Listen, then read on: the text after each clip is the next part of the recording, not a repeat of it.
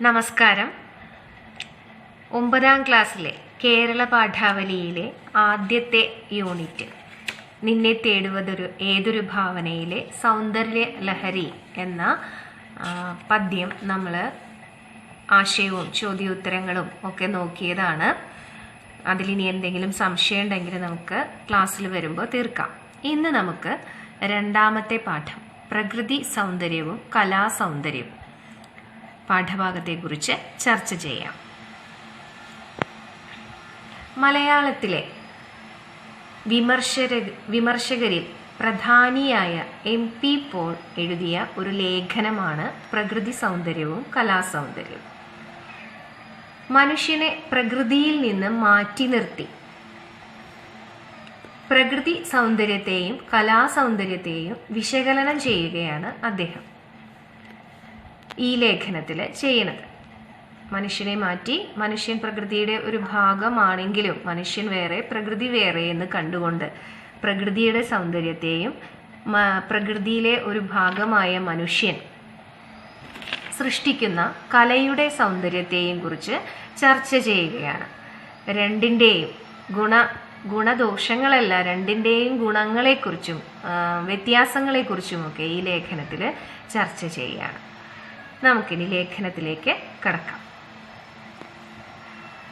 ഇന്ന് വിഭിന്നനാണെന്ന സങ്കല്പമാണ് പ്രകൃതി സൗന്ദര്യവും കലാസൗന്ദര്യവും തമ്മിലുള്ള വിവേചനത്തിന്റെ നിദാനം. മനുഷ്യനും പ്രകൃതിയുടെ അംശമാണെന്ന് വാദിച്ചാൽ ഈ വിവേചനത്തിന് അടിസ്ഥാനമില്ലാതാവുകയും മനുഷ്യനിർമ്മിതമായ കലാസൗന്ദര്യം പ്രകൃതി സൗന്ദര്യത്തിന്റെ ഒരംശം മാത്രമാണെന്ന് സമ്മതിക്കേണ്ടി വരികയും ചെയ്യും. ഒട്ടുമാവ് വളർത്തുന്നതിൽ ഒട്ടിക്കൽ എന്ന കർമ്മം മനുഷ്യൻ ചെയ്യുന്നതാണെങ്കിലും അത് പുഷ്പിക്കുകയും കായ്ക്കുകയും ചെയ്യുന്നത് ആരുടെ ശക്തി കൊണ്ടാണ്? മനുഷ്യൻ പ്രകൃതിയുടെ അംശമാണെങ്കിൽ എല്ലാ ശക്തിയും എല്ലാ സൗന്ദര്യവും പ്രകൃതിയുടേത് തന്നെ. എന്നാലും സാമാന്യ വ്യവഹാരത്തിൽ പ്രകൃതിയെയും മനുഷ്യനെയും നാം വേർതിരിക്കാറുണ്ട്. ഇതിനെ ആസ്പദമാക്കിയാണ് പ്രകൃതി സൗന്ദര്യത്തെയും കലാസൗന്ദര്യത്തെയും ഇവിടെ വ്യവച്ഛേദിക്കുന്നത്. അപ്പോൾ ഈ പാരഗ്രാഫിൽ പറഞ്ഞിട്ടുള്ളത് ഒരൊറ്റ കാര്യമാണ്. മനുഷ്യൻ പ്രകൃതിയിലെ സൗന്ദര്യം നമ്മൾ കാണുന്നുണ്ട് അല്ലേ? ഒഴുകുന്ന പുഴയും വിരിയുന്ന പൂക്കളും മലകളും ജീവജാലങ്ങളും എല്ലാം നിറഞ്ഞ മനുഷ്യനും എല്ലാം നിറഞ്ഞ പ്രകൃതി. ആ പ്രകൃതിയുടെ ഒരു ഭാഗമാണ് നമ്മൾ മനുഷ്യർ. അങ്ങനെയുള്ള നമ്മൾ ഈ പ്രകൃതിയുടെ സൗന്ദര്യമൊക്കെ കണ്ടിട്ട് അതിനെക്കുറിച്ച് എഴുതുന്നു, ചിത്രം വരയ്ക്കുന്നു, പ്രതിമകൾ നിർമ്മിക്കുന്നു, അങ്ങനെ ഓരോ കലാരൂപങ്ങൾ ഉണ്ടാക്കുന്നു. നമ്മൾ കലാരൂപങ്ങൾ ഉണ്ടാക്കുന്നത് പ്രകൃതിയുടെ സൗന്ദര്യത്തെ കണ്ടുകൊണ്ടാണ്. ആ സൗന്ദര്യം കാണുമ്പോൾ നമ്മുടെ മനസ്സിൽ ചില ഭാവനകൾ ഉണ്ടാകുന്നു. നമ്മൾ കഴിഞ്ഞ പാഠത്തിലേ കണ്ടതാണ് അല്ലേ? ചങ്ങമ്പുഴ പൂന്തോട്ടത്തെ ആകാശത്തിലെ ആ ചുവപ്പ് നിറത്തെ ഒരു പനിനീർത്തോട്ടമായി കണ്ടു. അതേസമയം മറ്റൊരു കവി എന്താണ് കണ്ടത്? പല നിറത്തിലുള്ള കടലാസുകൾ വാരി എറിഞ്ഞതുപോലെയാണ് ആകാശം എന്നാണ് പറഞ്ഞത്. അപ്പോൾ ഒരേ വസ്തുവിനെ തന്നെ പലരും പല ഭാവനയോടെയാണ് കാണുന്നത്.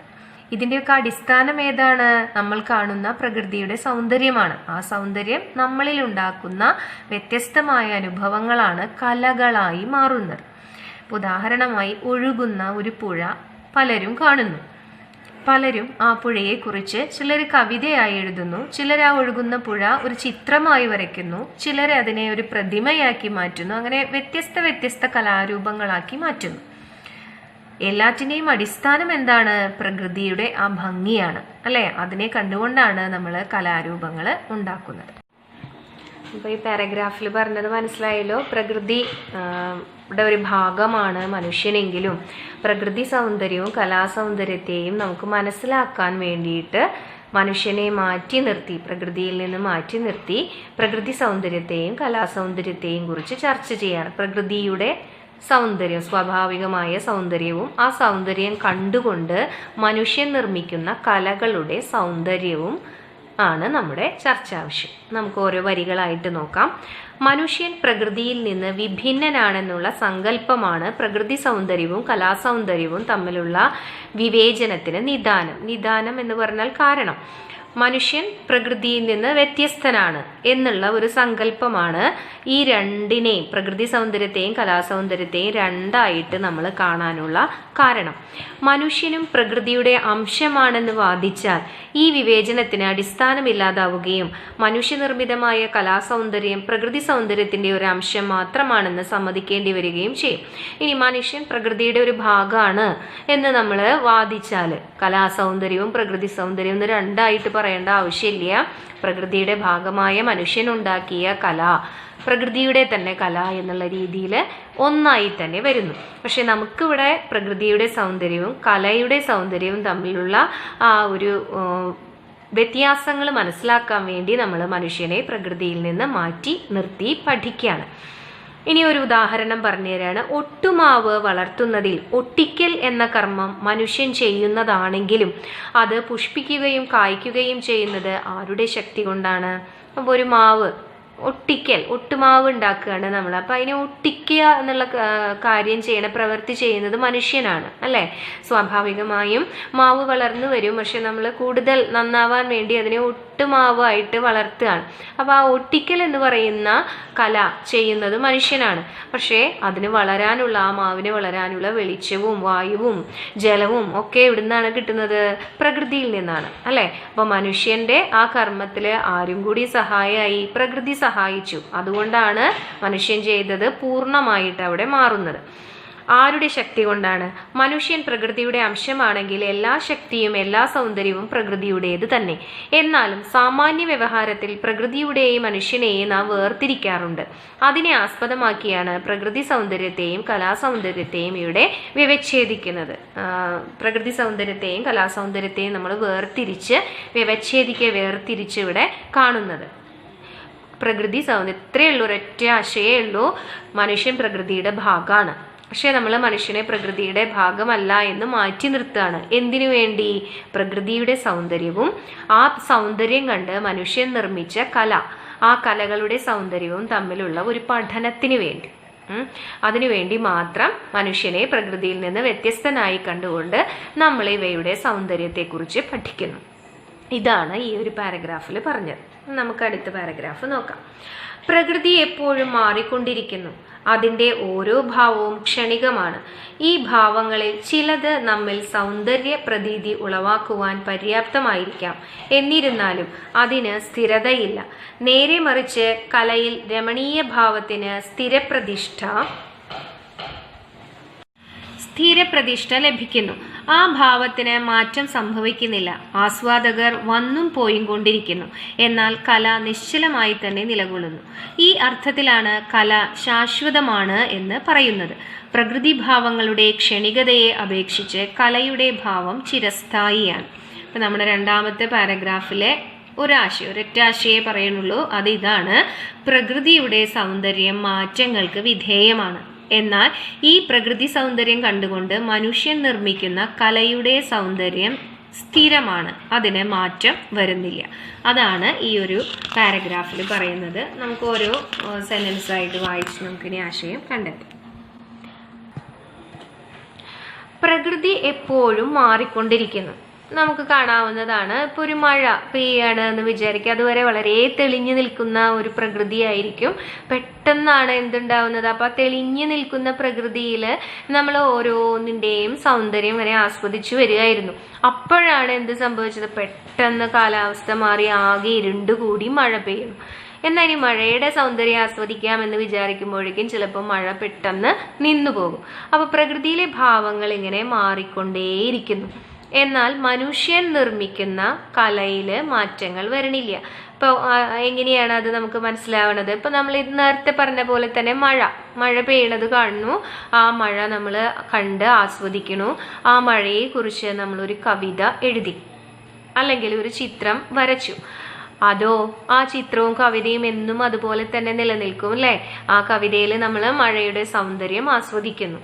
എന്നാൽ ഈ മഴയെ നമ്മൾ പ്രകൃതിയിൽ കാണുന്ന മഴ പെട്ടെന്ന് മാറി എന്ന് വരാം. അപ്പൊ പ്രകൃതിയുടെ ആ സൗന്ദര്യഭാവങ്ങൾ മാറിക്കൊണ്ടേയിരിക്കുന്നു. ഇപ്പോൾ പുലരിയെക്കുറിച്ച്, പ്രഭാതത്തിനെക്കുറിച്ച് മനോഹരമായി നമ്മൾ കണ്ട് ആ മനോഹാരിത ആസ്വദിച്ചുകൊണ്ടിരിക്കും. കുറച്ചുകൂടി കഴിയുമ്പോൾ എന്ത് സംഭവിക്കും? പ്രഭാതം കഴിഞ്ഞ് അടുത്ത അവസ്ഥയിലേക്ക് പ്രകൃതി എത്തുന്നു അല്ലേ? എന്നാൽ ഈ പ്രഭാതത്തിനെ കണ്ടുകൊണ്ട് ഒരു കവിതയോ ഒരു ചിത്രമോ വരച്ചാൽ അതെന്നും അതുപോലെ തന്നെ നിൽക്കുന്നു. ഇതാണ് പറയുന്നത്, പ്രകൃതിയുടെ സൗന്ദര്യം മാറിക്കൊണ്ടിരിക്കുന്നു. എന്നാൽ ആ പ്രകൃതി സൗന്ദര്യം കണ്ടുകൊണ്ട് മനുഷ്യൻ നിർമ്മിക്കുന്ന കലകളുടെ സൗന്ദര്യം എന്നും സ്ഥിരമായി തന്നെ നിലനിൽക്കുന്നു. പ്രകൃതി എപ്പോഴും മാറിക്കൊണ്ടിരിക്കുന്നു. അതിൻ്റെ ഓരോ ഭാവവും ക്ഷണികമാണ്. ക്ഷണനേരത്തേക്ക് മാത്രം നിലനിൽക്കുന്നതാണ്. ഈ ഭാവങ്ങളിൽ ചിലത് നമ്മിൽ സൗന്ദര്യ പ്രതീതി ഉളവാക്കുവാൻ പര്യാപ്തമായിരിക്കാം. പ്രകൃതിയുടെ ചില ഭാവങ്ങൾ കാണുമ്പോൾ നമ്മുടെ ഉള്ളിൽ എന്തുണ്ടാവണോ? സൗന്ദര്യം സൃഷ്ടിക്കാനുള്ള ഒരു അനുഭൂതി ഉണ്ടാവണം. എന്നിരുന്നാലും അതിന് സ്ഥിരതയില്ല. എങ്കിലോ നമ്മൾ കണ്ടുകൊണ്ടിരിക്കുമ്പോൾ തന്നെ ആ ഭാവം മാറുന്നത് കൊണ്ട് പ്രകൃതിയുടെ സൗന്ദര്യഭാവത്തിന് ഒരു സ്ഥിരമായ ഒരു സ്വഭാവം ഇല്ല. നേരെ മറിച്ച് കലയിൽ രമണീയ ഭാവത്തിന് സ്ഥിരപ്രതിഷ്ഠയുണ്ട്. ഇതിൻ്റെ നേരെ മറിച്ച സ്വഭാവമാണ് ആർക്കുള്ളത്? കലകൾക്കുള്ളത്. കലകളിലെ രമണീയ ഭാവം, രമണീയം മനോഹരമായ, ഭംഗി എന്നർത്ഥമാണ്. കലകളിൽ നമ്മൾ ചിത്രീകരിക്കുന്ന ഭാവങ്ങൾക്ക് അവ നമ്മൾ ചിത്രീകരിക്കുമ്പോൾ ഭംഗിയുള്ളതായി മാറുന്നു അല്ലേ? ആ സൗന്ദര്യത്തിന് ഒരിക്കലും മാറ്റം വരണില്ല അല്ലേ? ഒരു നല്ല പൂന്തോട്ടത്തിൻ്റെ ചിത്രം നമ്മൾ വരയ്ക്കുകയാണ്. ആ ചിത്രം എന്നും അങ്ങനെ തന്നെയല്ലേ ഇരിക്കുള്ളൂ. എന്നാൽ പ്രകൃതിയിലെ പൂവുകൾ വാടി വൈകുന്നേരം ആകുമ്പോഴേക്കും നിലത്ത് കൊഴിഞ്ഞു പോയിട്ടുണ്ടാവും അല്ലേ? പിറ്റേ ദിവസം മറ്റ് ഒരു പൂവാണ് അവിടെ വിരിഞ്ഞു വരുന്നത്. വേറൊരു സൗന്ദര്യമായിരിക്കും അതിന്. എന്നാൽ നമ്മൾ പ്രകൃതിയുടെ സൗന്ദര്യം കണ്ടുകൊണ്ട് വരച്ച ആ ചിത്രത്തിന് ഒരു മാറ്റവും വരണില്ല. അത് എല്ലാ കാലവും അങ്ങനെ തന്നെ നിലനിൽക്കും. മനസ്സിലായല്ലോ ഈ പോയിന്റ്? പ്രകൃതി സൗന്ദര്യം മാറിക്കൊണ്ടിരിക്കുന്നു, എന്നാൽ കലയിലെ സൗന്ദര്യം ഒരിക്കലും മാറണില്ല. ആ ഭാവത്തിന് മാറ്റം സംഭവിക്കുന്നില്ല. ആസ്വാദകർ വന്നും പോയും കൊണ്ടിരിക്കുന്നു, എന്നാൽ കല നിശ്ചലമായി തന്നെ നിലകൊള്ളുന്നു അല്ലേ? നമ്മൾ ഓരോരുത്തരും ഇന്ന് നമ്മൾ ആ ചിത്രം കാണണു, അല്ലെങ്കിൽ ഒരു കവിത വായിക്കണു. കുറച്ചു കാലം കഴിഞ്ഞ് വേറെ പലരും ആ കവിത വായിക്കണു. കാലങ്ങൾ മാറുന്നതിനനുസരിച്ച് നമ്മൾ പ്രകൃതിയിൽ നിന്ന് സൃഷ്ടിച്ച കലാരൂപം നല്ലതാണെങ്കിൽ ആ കലാരൂപം എന്നെന്നും ഇവിടെ നിലനിൽക്കണം അല്ലേ? ആ കവിത എഴുതിയ കവി മരിച്ചു പോയാലും ആ കവിയുടെ കവിത ഇവിടെ എന്നെന്നും നിലനിൽക്കും. എന്നാൽ ആ പ്രകൃതി ഭംഗി കണ്ടുകൊണ്ട് കവി എഴുതിയ ആ പ്രകൃതി ഭംഗി അപ്പം തന്നെ മാറിയിട്ടുണ്ടാവും. പക്ഷേ അദ്ദേഹം നിർമ്മിച്ച കല എന്നും അതുപോലെ തന്നെ നിൽക്കുന്നു. ആസ്വാദകര്, വായനക്കാര് മാറി മാറി വന്നാലും കല എന്നും ഒന്നായി തന്നെ അവിടെ നിലനിൽക്കുന്നു. ഈ അർത്ഥത്തിലാണ് കല ശാശ്വതമാണ് എന്ന് പറയുന്നത്. ശാശ്വതം എന്നെന്നും നിലനിൽക്കുന്നത്, ഒരു നാശവും ഇല്ലാത്തത്. പ്രകൃതി ഭാവങ്ങളുടെ ക്ഷണികതയെ അപേക്ഷിച്ച് കലയുടെ ഭാവം ചിരസ്ഥായിയാണ്. ചിരസ്ഥായി എന്നെന്നും സ്ഥിരമായി നിലനിൽക്കുന്നു. ഇതാണ് ഇതിലെ ഒരു പ്രധാന ആശയം. പ്രകൃതിയുടെ സൗന്ദര്യം മാറ്റങ്ങൾക്ക് വിധേയമാണ്, മാറിക്കൊണ്ടിരിക്കുന്നു. എന്നാൽ പ്രകൃതി സൗന്ദര്യം കണ്ടുകൊണ്ട് മനുഷ്യൻ നിർമ്മിക്കുന്ന കലകളുടെ സൗന്ദര്യം അതേപോലെ തന്നെ നിലനിൽക്കും. ഇപ്പോൾ 2 പാരഗ്രാഫ് നമ്മൾ എടുത്തു. ആ 2 പാരഗ്രാഫിൽ 2 പോയിന്റ് നമ്മൾ പഠിച്ചു അല്ലേ? ആദ്യത്തെ പാരഗ്രാഫിൽ നമ്മൾ എന്താ മനസ്സിലാക്കിയത്? മനുഷ്യൻ പ്രകൃതിയുടെ ഒരു ഭാഗമാണ്. എന്നിരുന്നാലും പ്രകൃതി സൗന്ദര്യവും കലാസൗന്ദര്യവും എന്താണ് എന്നറിയാൻ വേണ്ടി നമ്മൾ മനുഷ്യനെ പ്രകൃതിയിൽ നിന്ന് മാറ്റി നിർത്തി കല വേറെ പ്രകൃതി സൗന്ദര്യം വേറെ എന്ന് കണ്ടുകൊണ്ട് പഠിക്കുന്നു എന്നൊരു ആമുഖമായി പറഞ്ഞു. എന്നിട്ട് ആദ്യത്തെ പോയിന്റിലേക്ക് നമ്മൾ എത്തി. എന്താണ് ആ പോയിന്റ്? പ്രകൃതിയുടെ സൗന്ദര്യം ക്ഷണികമാണ്, മാറ്റങ്ങൾക്ക് വിധേയമാണ്. എന്നാൽ ആ സൗന്ദര്യം കണ്ടുകൊണ്ട് നിർമ്മിക്കുന്ന കലയുടെ സൗന്ദര്യത്തിന് മാറ്റങ്ങൾ സംഭവിക്കുന്നില്ല, അതെന്നും അതുപോലെ തന്നെ നിൽക്കുന്നു. ഏതെങ്കിലും ഒരു ഉദാഹരണം വെച്ചുകൊണ്ട് നമ്മൾ ഈ ആശയം മനസ്സിലാക്കിയ ഒരിക്കലും മനസ്സിൽ നിന്ന് അത് മറന്നു പോവില്ല. ഇപ്പോൾ ഒരു പ്രഭാതം അല്ലെങ്കിൽ ഒരു മഴ കണ്ടുകൊണ്ട് നമ്മൾ ആസ്വദിച്ച് നിൽക്കുമ്പോൾ മഴ പെട്ടെന്ന് മാറുന്നു, വെയിൽ വരുന്നു. അപ്പോൾ പ്രകൃതിയുടെ ഭാവം മാറി അല്ലേ? എന്നാൽ ആ മഴയെ കണ്ടുകൊണ്ട് കവി എഴുതിയ കവിതയ്ക്ക് ഒരു വ്യത്യാസവും ഇല്ല. അതിൽ ഭംഗിയായിട്ട് മഴയെ കുറിച്ചിട്ട് തന്നെയാണ് നമ്മൾ എന്നും വായിക്കുക. മനസ്സിലായല്ലോ? ഇനി നമുക്ക് അടുത്ത പാരഗ്രാഫ് നോക്കാം. പ്രകൃതിയിൽ കേവല സൗന്ദര്യം അസുലഭമാണ്. പലപ്പോഴും ഖനിയിൽ നിന്ന് കുഴിച്ചെടുക്കുന്ന ലോഹം പോലെ പ്രകൃതി സൗന്ദര്യം അസംഗതമായ മറ്റു പലതിനോടും കലർന്ന് സങ്കീർണമായിട്ടാണ് ആവിർഭവിക്കുക. ഇന്നാട്ടിലെ ഒരു നദിയുടെ സൗന്ദര്യം നാം ആസ്വദിച്ചു കൊണ്ടിരിക്കുമ്പോൾ ആ നദിയുടെ തീരത്തു നിന്ന് ജലം മലിനമാക്കുന്ന പാപികളുടെ കാഴ്ച നമ്മുടെ ആസ്വാദനത്തിന് വിലങ്ങുതടിയായി നിൽക്കുന്നു. കലർപ്പില്ലാത്ത സൗന്ദര്യം കലയിലാണ് പ്രായേണ കണ്ടുവരുന്നത്. അപ്രകൃതവും അസംകൃതവുമായ അംശങ്ങൾ ഉപേക്ഷിച്ച് സൗന്ദര്യാംശം മാത്രം ആവിഷ്കരിക്കുവാനാണ് കലാകാരൻ ശ്രമിക്കുന്നത്. തന്മൂലം കലാസൗന്ദര്യത്തിന്റെ പ്രതീതി ഏകാഗ്രവും അഭംഗുരവുമായിരിക്കും. അടുത്ത പോയിന്റ്, കലയുടെ സൗന്ദര്യം ഏകാഗ്രമാണ്. ഏകാഗ്രമായി നമുക്കത് ആസ്വദിക്കാൻ പറ്റും. അഭംഗുരം, ഒരു തകർച്ചയും അതിന് ഇല്ല. നേരത്തെ പറഞ്ഞ ആശയത്തിന്റെ അതേ തുടർച്ച തന്നെയാണ്. ഇപ്പൊ നമ്മൾ പ്രകൃതിയിലെ ഒരു സൗന്ദര്യം ആസ്വദിച്ചുകൊണ്ടിരിക്കുകയാണ്. നമ്മുടെ പാഠത്തിൽ തന്നെ പറയുന്ന ഒഴുകുന്ന ഒരു പുഴ, ആ നദിയുടെ സൗന്ദര്യം നമ്മൾ ആസ്വദിച്ചുകൊണ്ടിരിക്കുമ്പോൾ അതിൻ്റെ അടുത്ത് ഒരു ഫാക്ടറിയിൽ നിന്ന് വരുന്ന മലിനജലം കൊണ്ട് ആ നദിയുടെ വെള്ളം മുഴുവൻ മലിനമാകുന്ന കാഴ്ചയും നമ്മൾ കാണുന്നു. അപ്പൊ അത്ര നേരം ആസ്വദിച്ച നമ്മുടെ ആസ്വാദനത്തിന് അവിടെ ഒരു തടസ്സം വരികയാണ് അല്ലെ. നദിയിലെ വെള്ളം മലിനമാകുന്ന കാഴ്ച നമ്മുടെ ആ സൗന്ദര്യ അനുഭൂതിയെ അവിടെ തകർക്കണു. അതുവരെ ഉണ്ടായിരുന്ന ആ സൗന്ദര്യം നമ്മളിൽ നിന്ന് നഷ്ടപ്പെടുന്നു. എന്നാൽ ഒരു കലാകാരൻ ഒഴുകുന്ന പുഴയെക്കുറിച്ച് വർണ്ണിക്കുമ്പോൾ ഈ ഒരു രംഗം കണ്ടാലും അത് വേണോ വേണ്ടേ എന്ന് ചിന്തിക്കാനുള്ള സ്വാതന്ത്ര്യം ആർക്കുണ്ട്? കലാകാരനുണ്ട് അല്ലെ. അപ്പൊ അദ്ദേഹം മലിനമായ അംശത്തിനെ എടുക്കണില്ല, ഒഴുകുന്ന പുഴയുടെ ഭംഗി മാത്രം നമുക്ക് കാണിച്ചു തരുന്നു. അതുകൊണ്ട് അത് വായിക്കുന്ന കലാകാരന് ഏകാഗ്രമായി ആ സൗന്ദര്യത്തെ മാത്രം അതിൽ നിന്ന് മനസ്സിലാക്കാൻ കഴിയുന്നു. ആ സൗന്ദര്യത്തിന് ഒരു തകർച്ചയും അവിടെ വരണില്ല. എന്നാൽ നേരിട്ട് പ്രകൃതിയിലെ ഭംഗി ആസ്വദിക്കണം നമുക്കോ, ആ ഒരു മലിനജലം കാണുമ്പോൾ നമ്മുടെ മുഖമൊക്കെ ആകെ ചുളിയില്ലേ. അതുവരെ ചിരിച്ച് ആസ്വദിച്ചിരുന്ന നമ്മുടെ മുഖമൊക്കെ ചുളിഞ്ഞ് എന്തോ ഒന്ന് ഇഷ്ടമില്ലാത്ത കാണുന്ന ഒരു ഭാവം നമ്മളിലേക്ക് വരിക. ഏകാഗ്രത അവിടെ നഷ്ടപ്പെടും. മാത്രമല്ല സൗന്ദര്യം തകരുകയും ചെയ്യും. എന്നാൽ കലയില് ഈ പറയണ തകർച്ചയുണ്ടാവണില്ല, ഏകാഗ്രത നഷ്ടപ്പെടലും ഉണ്ടാവണില്ല. നോക്കുക, പ്രകൃതിയിൽ കേവല സൗന്ദര്യം അസുലഭമാണ്. പ്രകൃതിയിൽ സൗന്ദര്യത്തെ സുലഭമായിട്ടുള്ള ഒരു കാഴ്ചയല്ല, സുലഭമായ ഒരു കാഴ്ചയായിട്ട് മാറുന്നു. പലപ്പോഴും ഖനിയിൽ നിന്ന് കുഴിച്ചെടുക്കുന്ന ലോഹം പോലെ പ്രകൃതി സൗന്ദര്യം അസംഗതമായ മറ്റു പലതിനോടും കലർന്ന് സങ്കീർണമായിട്ടാണ് ആവിർഭവിക്കുക. അപ്പോൾ പല വസ്തുക്കളും കൂടിക്കലർന്ന ഒരു സൗന്ദര്യമാണ് പ്രകൃതിയിൽ നിന്ന് നമുക്ക് കാണാൻ കഴിയുക. ഏതെങ്കിലും ഒന്നിൻ്റെ ഏകാഗ്രമായി ഒന്നിൻ്റെ മാത്രം സൗന്ദര്യം നമുക്ക് ആസ്വദിക്കാൻ പറ്റണില്ല. പലതിൻ്റെയും കൂടിക്കലർന്നൊരു സൗന്ദര്യമാണ് നമ്മൾ കാണുന്നത്.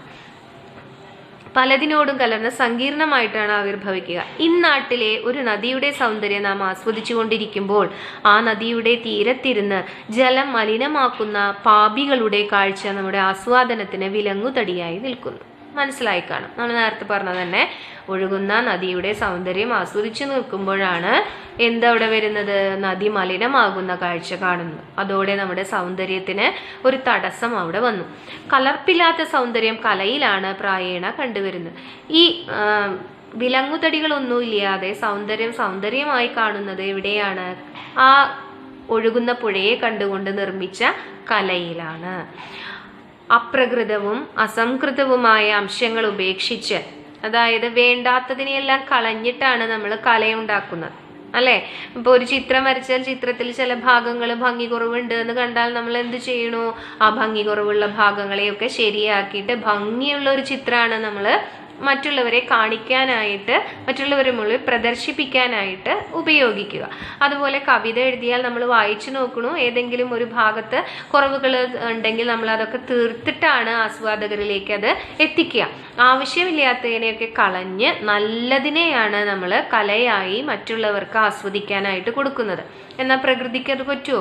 നല്ലതിനെ മാത്രം കാണിച്ചു തരാൻ പറ്റുമോ? ഇല്ല. അതിൽ നല്ലതും ചീത്തയും ഒക്കെ വന്നുകൊണ്ടിരിക്കും. അപ്പൊ കാണുന്നവൻ അത് കണ്ട് അതിൻ്റെ നല്ലതിനെ മാത്രം, ഇനി ചീത്തയാണ്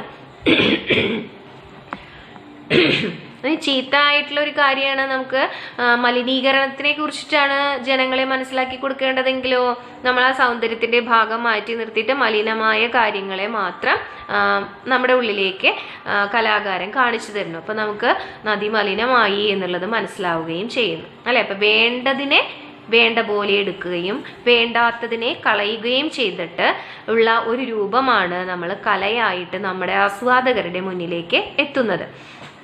സൗന്ദര്യസാരം മാത്രം ആവിഷ്കരിക്കുവാനാണ് കലാകാരൻ ശ്രമിക്കുന്നത്. അതൊരു പോയിന്റാണ്. സൗന്ദര്യത്തെ മാത്രമാണ് നമ്മുടെ ഉള്ളിലേക്ക് കലാകാരൻ കാണിച്ചു തരുന്നത്. അപ്പൊ നമുക്ക് തോന്നാം, അപ്പൊ സങ്കടമുള്ള കാര്യങ്ങളെ കലയിൽ കാണുന്നില്ലേ? സങ്കടം എന്ന് പറയുന്ന വികാരത്തെയാണ് കലാകാരന് നമുക്ക് കാണിച്ചു തരേണ്ടതെങ്കിൽ സങ്കടത്തിനെ കാണിച്ചു തരും. ഇനി വെറുപ്പുണ്ടാക്കുന്ന കാര്യമാണ് നമ്മുടെ ഉള്ളിലേക്ക് കലാകാരന് കാണിച്ചു തരേണ്ടതെങ്കിൽ വെറുപ്പുള്ള കാര്യങ്ങൾ പറയണം, അല്ലെ? എന്താണോ ആസ്വാദകനിലേക്ക് എത്തിക്കേണ്ടത് അത് എത്തിക്കാൻ കലാകാരന് കഴിയണം. തന്മൂലം കലാസൗന്ദര്യത്തിന്റെ പ്രതീതി ഏകാഗ്രവും അഭംഗുരവുമായിരിക്കും. ഇതാണ് ഇതിലെ പോയിന്റ്. കലയുടെ സൗന്ദര്യം നമുക്ക് ഏകാഗ്രമായിട്ട് ആസ്വദിക്കാം. അത് അതിനൊരു തകർച്ച, ഭംഗുര, ഒരു തകർച്ചയും അതിന് സംഭവിക്കണില്ല. എന്നാൽ പ്രകൃതിയിലെ സൗന്ദര്യം ആസ്വദിച്ചു കൊണ്ടിരിക്കുമ്പോൾ ചീത്തയായ കാര്യങ്ങൾ വന്നു ചേരുമ്പോൾ ആ സൗന്ദര്യാനുഭൂതി അവിടെ വെച്ച് തകരുന്ന് പോകുന്നു, ഏകാഗ്രത നമുക്ക് നഷ്ടപ്പെടുന്നു. അപ്പം ഇത്ര വരെ നമുക്ക് ഇന്ന് എടുത്താൽ മതി. അപ്പം 3 ആശയങ്ങൾ മാത്രമാണ് നമ്മൾ ഈ 3 പാരഗ്രാഫിൽ പറഞ്ഞത്, അല്ലേ? നമുക്കൊന്നും കൂടി ഓർത്ത് നോക്കിയിട്ട് ഇവിടെ വെച്ച് അവസാനിപ്പിക്കാം. ആദ്യം എന്താണ്? തുടക്കത്തിൽ ആമുഖത്തിൽ എന്ത് പറഞ്ഞു? മനുഷ്യൻ പ്രകൃതിയുടെ ഭാഗമാണ്, അല്ലേ? അതിനൊരു തർക്കവുമില്ല. എങ്കിലും കലാസൗന്ദര്യം എന്താണ്, പ്രകൃതി സൗന്ദര്യം എന്താണ് എന്ന് പഠിക്കാൻ വേണ്ടി മാത്രം നമ്മൾ എന്ത് ചെയ്യണു? മനുഷ്യനെ പ്രകൃതിയുടെ ഭാഗമല്ല എന്ന് മാറ്റി നിർത്തിയിട്ട് പഠിക്കണം. പ്രകൃതിയുടെ സൗന്ദര്യം നമ്മൾ നേരിട്ട് നമ്മുടെ കണ്ണുകൊണ്ട് കാണുന്നതൊക്കെ പ്രകൃതിയുടെ സൗന്ദര്യമാണ്, പ്രകൃതിയിൽ കാണുന്നതെല്ലാം. ആ സൗന്ദര്യം കണ്ടുകൊണ്ട് മനുഷ്യൻ നിർമ്മിക്കുന്ന കലകളാണ് കലാസൗന്ദര്യം എന്ന് പറയുന്നത്. ഇതാണ് ആദ്യത്തെ പാരഗ്രാഫിൽ. ഇനി രണ്ടാമത്തെ പാരഗ്രാഫിൽ എന്ത് പറഞ്ഞു? പ്രകൃതിയുടെ സൗന്ദര്യം എന്തുണ്ടാവുന്നുണ്ട്? പെട്ടെന്ന് മാറ്റത്തിന് വിധേയമാവുന്നുണ്ട്. എന്നാൽ ആ സൗന്ദര്യം കൊണ്ട് കണ്ട് എഴുതിയ കലകൾക്ക് മാറ്റം വരണില്ല, എന്നും ഒരുപോലെ നിൽക്കുന്നു. ഒരു ഉദാഹരണം വെച്ച് മനസ്സിലാക്കുക. മഴയെ കണ്ട് ആസ്വദിച്ചുകൊണ്ടിരിക്കുമ്പോൾ മഴ നിൽക്കണു. അപ്പൊ എന്തായി? അവിടെ ഒരു ഭാവം മാറി, അല്ലെ? പ്രകൃതിയുടെ ഭാവം മാറണു. എന്നാൽ ആ മഴയെ കണ്ടുകൊണ്ട് എഴുതിയ കവിത എന്നും എങ്ങനെ തന്നെയായിരിക്കും? മഴയെക്കുറിച്ച് പറയുന്ന കവിതയായിരിക്കും. അപ്പോൾ കലയുടെ സൗന്ദര്യത്തിന് ഒരിക്കലും അതേപോലെ തന്നെ നിലനിൽക്കുന്നു. അടുത്ത പാരഗ്രാഫിൽ, 3ാമത്തെ പാരഗ്രാഫിൽ നമ്മൾ പറഞ്ഞത് കലയിൽ നിന്ന് നമുക്ക് ലഭിക്കുന്ന സൗന്ദര്യം ഏകാഗ്രമായും തകർച്ചയില്ലാതെയും ആസ്വദിക്കാൻ നമുക്ക് കഴിയുന്നു. എന്നാൽ പ്രകൃതിയിൽ കാണുന്ന സൗന്ദര്യം പലതിനോടും ചേർന്ന് കിടക്കുന്നത് കൊണ്ട് സൗന്ദര്യം ആസ്വദിച്ചു വരുമ്പോൾ മലിനമാക്കുന്ന ചിലത് കാണുമ്പോൾ നമ്മുടെ സൗന്ദര്യാനുഭൂതി അവിടെ വെച്ച് തകരുകയും ആ ഏകാഗ്രത നഷ്ടപ്പെടുകയും ചെയ്യുന്നു. ഈ 3 പോയിന്റാണ്, അത് ഓർത്ത് വെക്കുക. നമുക്ക് അടുത്ത ക്ലാസ്സിൽ അടുത്ത ഭാഗം നോക്കാം.